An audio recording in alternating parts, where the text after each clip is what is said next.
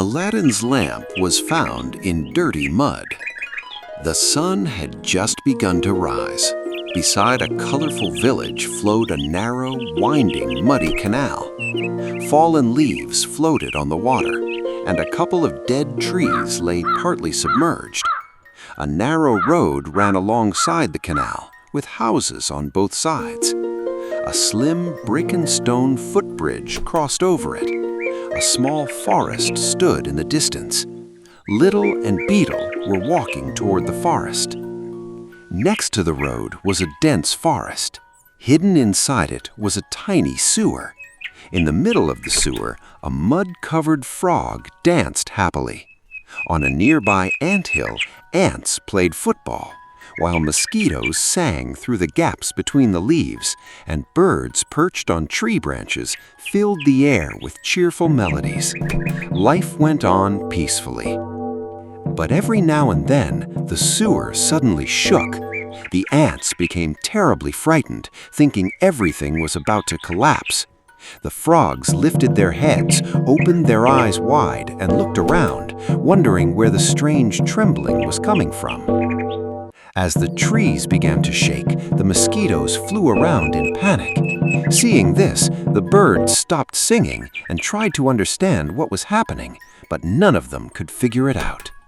Deep beneath the sewer, an ancient magical lamp had been buried for hundreds of years, but no one knew it was there. One day, two mischievous village friends arrived there, Little and Beetle. Little was tall, skinny, and extremely curious. Beetle was short, chubby, and a little timid. As they walked, Little suddenly stopped. He sharpened his senses, trying to figure something out. Little looked toward the sewer and said, "Beetle, do you notice what I'm noticing?" Beetle pinched his nose. "It smells rotten." Little replied, "The smell is just from the sewer, but I think I can feel something like an earthquake." Beetle scratched his head. "Maybe. Hey, something's moving in the sewer." "What? Let's run." "Don't be silly. Wait, let's find out first. It might be a huge fish." "What if it's a snake or something else?" "Come on, in all this mud, what else could there be besides fish? Let's poke it and see." Dong, dong, dong. Both of them began poking the mud with bamboo sticks. Poke, poke, poke. Suddenly, dong! A metallic sound echoed. Little's eyes grew as big as balloons. "I found something." "What did you find, Little?" "I think it's hidden treasure." Together they cleared away the muck. Slowly, an old lamp emerged from beneath the muck, but its color couldn't even be seen. It was completely covered in moss and thick mud. The frog shouted, "Hey, why are you taking it without asking me? Put it back." Little replied, "We're not taking it, we're just trying to see what it is." The frog angrily tried to make a dramatic jump, splash, and fell straight back into the sewer. Little picked up the lamp and twisted his face in disgust. "Yuck! This smell is so terrible that even a fly would faint." Just then, a fly happened to be flying past. The moment the fly caught the smell, it flipped upside down and dropped to the ground. Little laughed. "See, I told you I wasn't lying."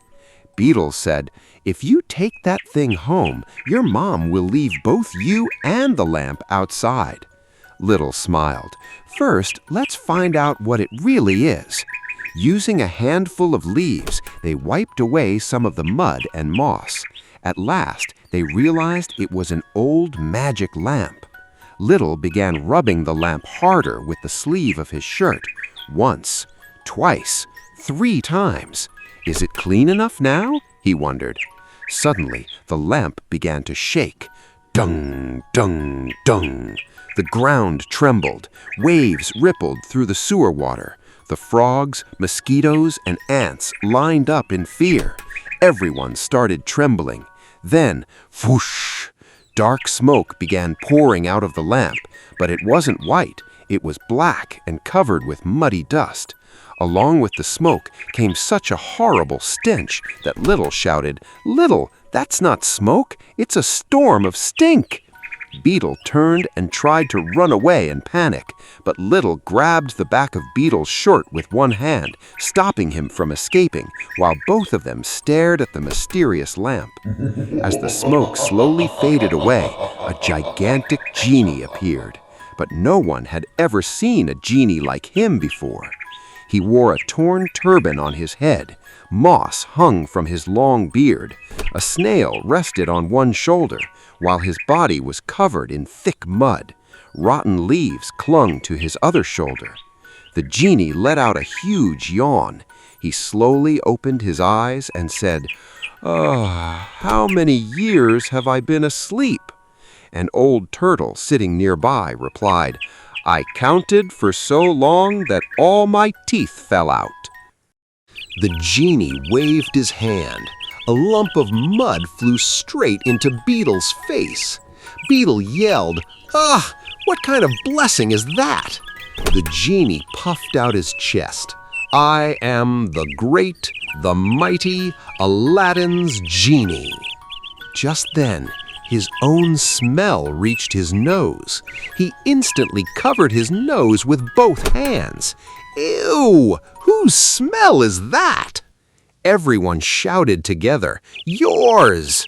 The genie blinked. "Mine?" He sniffed his own armpit.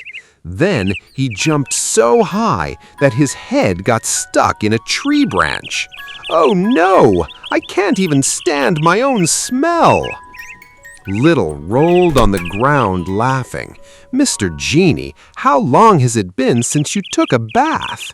The genie started counting on his fingers. 1, 10, 100, 1,000. Then he scratched his head. "I think it's been a little while." Little replied, "A little while?" The genie blushed. "Maybe about 1,000 years?" Everyone froze in disbelief. Then everyone burst into laughter.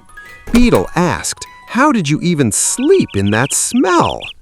The genie became serious. "Forget about that. Whoever awakened me shall receive 3 wishes." Beetle jumped with excitement. "Really?" "Of course." "Then first, take a look at yourself in the sewer water." The genie looked puzzled. "Why?" The genie looked at his reflection in the sewer water. The moment he saw himself, he screamed. Genie: "Who is that?" Beetle replied, "That's you." The genie screamed again. "I'm that dirty?" The genie grabbed the frog that had been sleeping on top of his head and tossed it into the sewer. "Genie, how dare you sleep on my head?"